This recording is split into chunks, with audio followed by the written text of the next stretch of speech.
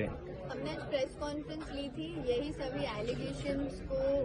बेबुनियादी साबित करने के लिए, क्योंकि हम पर इल्जाम लगाए गए कि हमने फर्जी डॉक्यूमेंट्स बनाए, हमने जाली डॉक्यूमेंट्स बनाए हैं और उसके आधार पर हमने इलेक्शन लड़ा है, हमने बड़े बड़े अधिकारियों की दिशा भूल की है और ऐसे सब इल्जाम की वजह से पिछले 5-6 दिन से मीडिया ट्रायल चल रहा है हमारा और उसमें लोगों ने हम पर कई बड़े बड़े आरोप लगाए,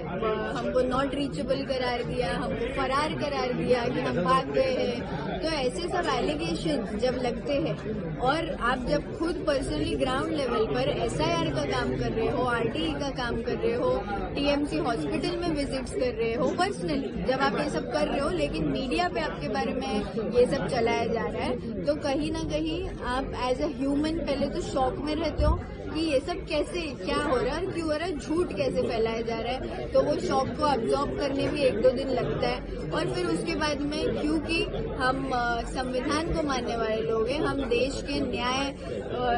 सिस्टम पर भरोसा रखते हैं, हमारा लॉ जो है उस पर हम भरोसा रखते हैं, तो हम हमारी लड़ाई लीगली लड़ने में बिलीव करते हैं। तो हमने ये लड़ाई लीगली लड़ने की वजह से हमारे जो प्रोसीडिंग्स चल रहे थे उसको टाइम देते हुए हमने मीडिया को होल्ड पे रखा, क्योंकि मीडिया में जो लोग पेड पीआर करके हमको डिफेम करने की कोशिश कर रहे थे वो ऑलरेडी हमारे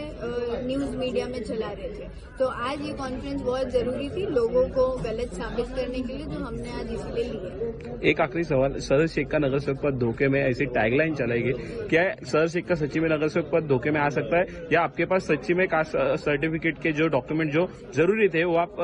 पेश करेंगे कोर्ट में हो, या आगे की लड़ाई किस प्रकार से रहेगी, क्या कहेंगे? आगे की लड़ाई तो कोर्ट में ही है, जिन्होंने इल्जाम लगाए हैं उनको भी मैं कोर्ट में ही देखूंगी और जिन्होंने मेरे डैड को साबित करने की कोशिश की है कि वो महाराष्ट्र के रहवासी नहीं है उनको भी हम कोर्ट में देखेंगे, तहसीलदार को भी हम कोर्ट में देखेंगे जो हमारे खिलाफ जिन्होंने वन साइडेड रिपोर्ट पास करी है उनको भी हमने लीगली एक नोटिस भेजी है। हमने लोकमत जो न्यूज चैनल है और एक सुफियान खान, जावेद सिद्दीकी, फराज सिद्दीकी और एनसीपी एसपी का एक इंस्टाग्राम हैंडल है, ऐसे पेजेस को डेफेमेशन का नोटिस भेजा है, लीगल नोटिस भेजा है, क्योंकि उनके जरिए ऐसे फोटोज और